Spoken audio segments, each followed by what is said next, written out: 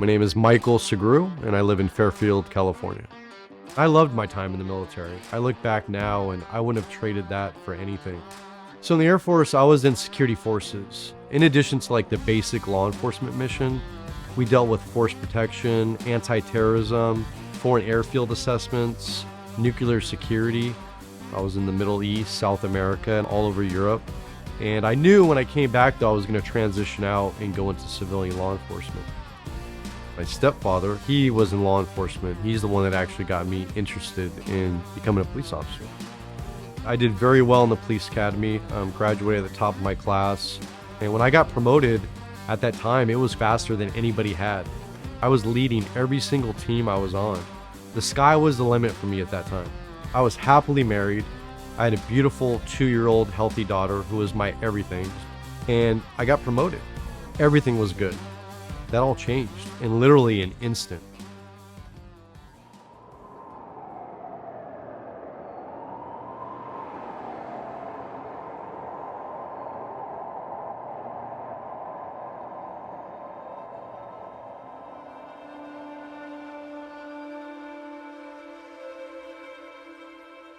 I think most civilians, to include myself a year ago, really didn't understand the level of trauma that our first responders are subjected to in the work they do.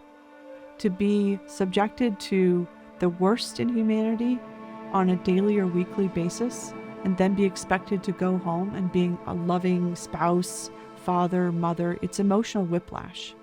And it has a dramatic effect on people over time. And then when you take the lack of support and the culture of not seeking help and just, kind of being stoic in the face of all that, the trauma stacks on top of trauma over the years. I suffered in silence for many years. I lost my marriage. I didn't lean on my friends and family. I isolated. I didn't want to go to social events. I didn't want to talk to anybody. I literally just wanted to be by myself and drink myself to sleep every single night. To me, it's survival. I think in our minds, once you admit that you need help, you say to yourself, I'm weak. I'm not fit for this job. And then you're embarrassed. And so you start to question yourself. Am I in the right profession? Am I in the right calling? Am I a coward? A lot of people say it takes courage to ask for help, or it's okay to not be okay. But in certain professions, it's not okay to not be okay if you're going to do your job and be accepted in that circle. The calculation that a lot of people make is, if I step forward and say that I need help, will I lose my profession? Will I lose my reputation? Will I be cast out of this circle that is my identity as a first responder, as a warrior? There's an intense pressure to be stoic that is maintained by this culture of stoicism, and a kind of sense that suffering in silence is part of that noble calling, and it's not. And so people carry 1,000 pounds of grief that stacks on top of trauma and never gets addressed for many of the people that I serve. We're trained to go into the most dangerous situations and bring calm and order. That's our expectation. All we do is we go from call to call to call, because that's how we tell our fellow officers that this doesn't affect me. I'm all good. I'm not bothered by this. You're telling yourself that, hoping you're going to believe it. All those things take a toll.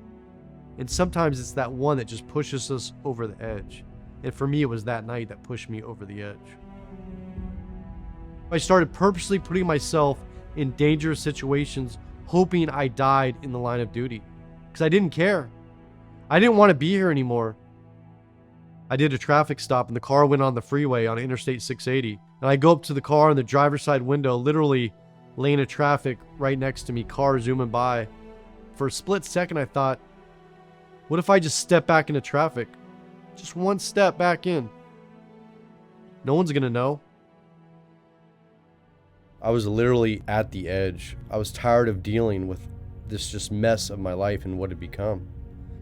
At this moment of darkness, it was the actions of my best friend John that changed everything.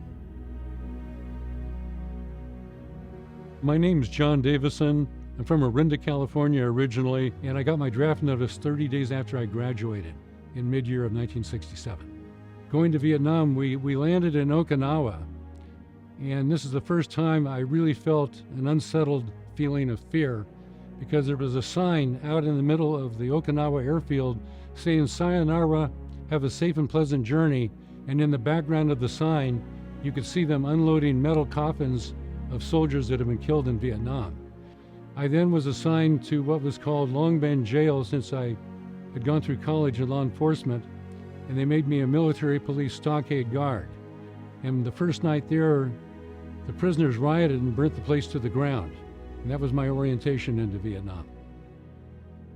Coming back, I was so euphoric that I had lived through it. I said, I have no problem. And I remember I got back to Orinda my first 2 weeks. I was seeing friends, and I walked down to the garage and just stood there and burst into tears, cried like a baby.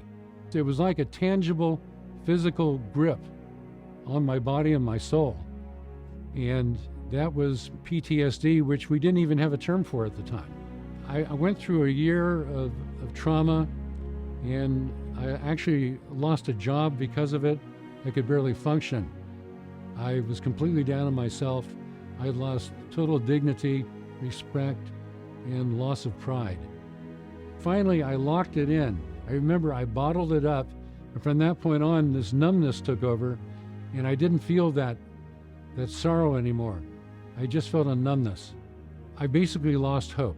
I figured I should ask for help, but I was too embarrassed to. And so I did make an attempt on my own life. When he tried to take his own life, I started blaming myself. And all I could imagine was, what's going to happen to my daughter? How is she going to feel about this? Is she going to blame herself? And that's what pulled me out of the darkness. That's what made me realize I couldn't allow my daughter to go through me taking my own life.